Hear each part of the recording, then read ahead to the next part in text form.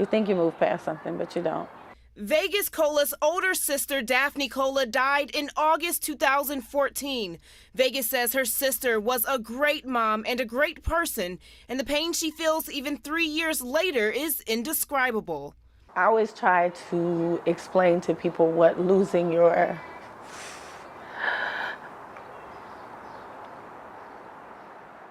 sister is like. It's like she was my best friend. She's like basically my first friend. Having to rearrange your entire life is like learning to walk with one leg when you spent most of your life walking with two. Did you ever imagine that you could feel this type of pain? And I've dealt with a lot of stuff in my life, but this one took the cake. The city of New Orleans is plagued by gun violence, but gunshots are not what scares Vegas. Why are they still riding on the streets in the same spot where my sister died? Vegas says the sight and sound of all-terrain vehicles bring back painful memories. Daphne was run over by a four-wheeler nearly 4 years ago on North Claiborne as she was leaving a bar in Treme. The crash left Daphne in a coma and then dead. 9 days later, she was 37 years old.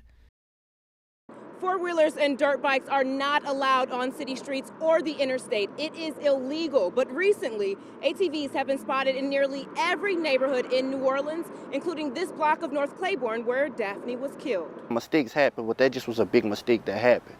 A mistake. That's the way ATV rider Joshua Williams thinks of Daphne's death as he defends his pastime. You ain't got nothing to do, you can ride. You depressed, you can ride. You want to be spiritual and free of mind, you can ride. Like when you're on a bike, you're not even thinking of nothing. Joshua says riding keeps him and his friends out of trouble. Bikes up, guns down. You taking more bikes off the street, you just having more young, you know what I'm saying, kids and people that just on the street with nothing to do in their mind. So what else they gonna do? Besides go around killing, selling drugs, breaking in houses. No, that's not an excuse.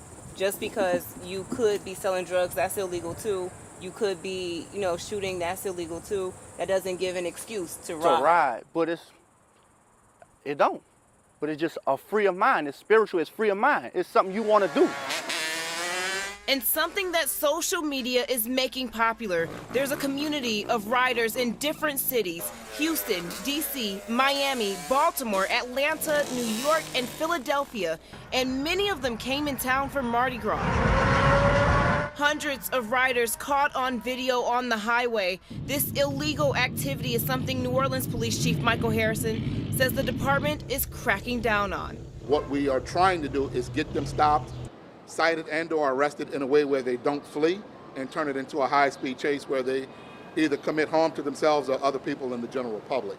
And we know that's happened thousands of times. The latest data from 2015 shows in that year alone, more than 97,000 ATV injuries were reported in the U.S. And between 1982 and 2015, more than 14,000 deaths. Can you imagine going to a corner where you saw the blood stains from your sister on the ground, right? That same area, people are still riding, strolling up the street, having the time of their life. The decision to ride ATVs illegally has affected thousands of families and nearly destroyed one. Daphne Cola lost her life, but Vegas says sharing her story keeps her sister's legacy alive. Kristen Pierce, Eyewitness News.